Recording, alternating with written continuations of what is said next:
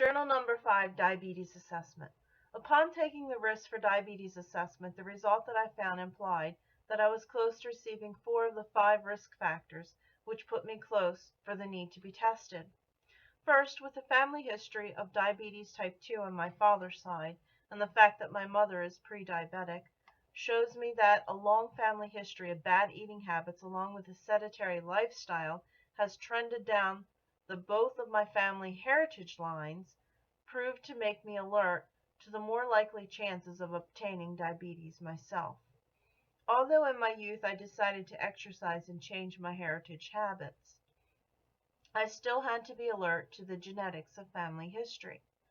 Having obesity as a major female lineage created for me a lifetime of fighting off the fat cells. Although I am much fitter than other family females, I'm still overweight even with the exercise that I get. Therefore, hereditary genes and lifestyle habits are 2 of the impacts of wellness dimensions that diabetes plays on my life between health and wellness, and linking diabetes into the picture. Secondly, thirst.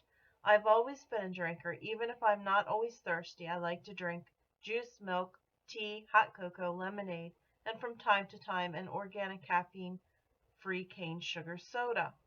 The second thirst, yes answer, has never changed on my behalf, for I do not see a difference in my drinking habits. But I do know that, especially since I consume too much 100% fruit juice along with fresh fruit or fruit smoothies, that I consume too much fruit and fruit sugars with an overabundance of quantity. This impact affects my physical dimension of health and wellness, as obesity is in correlation to diabetes. David Aspel, Michael Hamrick, and Frank Rizzato, 2011, said, "Not all people who are obese develop diabetes, but 90% of the people with diabetes are overweight." Aspel, Hamrick, and Rizzato, 2011, page 339-340. The idea of overweight being a family heritage lifestyle puts me at a higher risk for diabetes through the physical shape that I am overweight. According to David Aspel, Michael Hamrick, and Frank Rizzato, 2011, in Wellness Concepts and Applications, explains that in the physical form, diabetes works as the pancreas stops insulin production. Thereby, sugar levels enter the bloodstream and stores glucose in the fat cells, causing health complications such as heart attack, stroke, blindness, slow healing wounds or loss of limbs, and kidney failure. The hereditary count of prediabetics like my mother has, or diabetes type 2 that my father has, puts them as part of the 20 million humans facing diabetes and the disease's serious health risk factors, which affect health dimensions like physical, emotional, and social lifestyle factors. Aspel, Hamrick, and Rizzato, 2011. In all, the 2 other factors of overeating, becoming more sedentary in lifestyle activities due to decreased time to exercise like I had about 2 years ago prior to college, work and family stresses, added the other 2 factors in producing the 3rd and 4th mark during my diabetes assessment.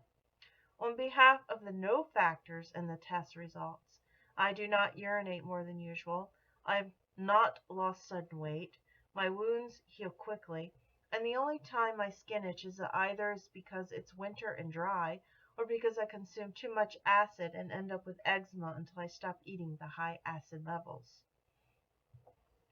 With the results in place of the assessment, I believe the impact of diabetes type 2 is produced through the ideas of physical complications towards the higher chances for diabetes-related diseases like heart, organ function failure, and wound and injury impaired healing, as well as the emotional state of bad habit traits from family heritage or cognitive learning, which create psychological related health states, creating obesity, or in my case, overweight issues that positively increase the chances for development of diabetes.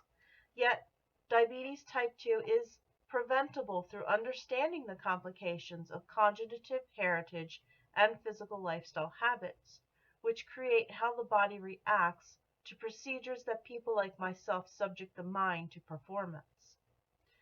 3 lifestyle habits a person can practice to ensure that one does not get diabetes is to eat and drink nutritionally balanced meals, move one's body in some type of exercise or physical play activities, and spiritually find happiness with oneself through prayer, meditation, and any form of mindful enlightenment that creates harmony with life in unison with oneself.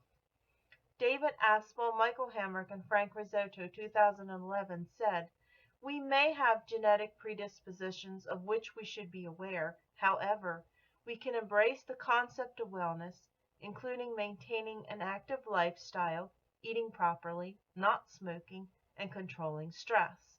Aspel, Hamrick, and Risotto, 2011, page 443. Lastly, if diabetes becomes a worry of possible impact, get an exam to ensure one's chances of controlling the deadly disease.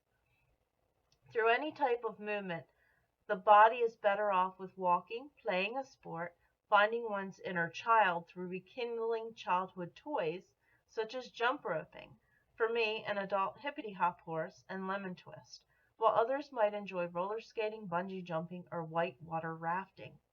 Next, meditation will help alleviate stress levels and bring a center of calmness to oneself.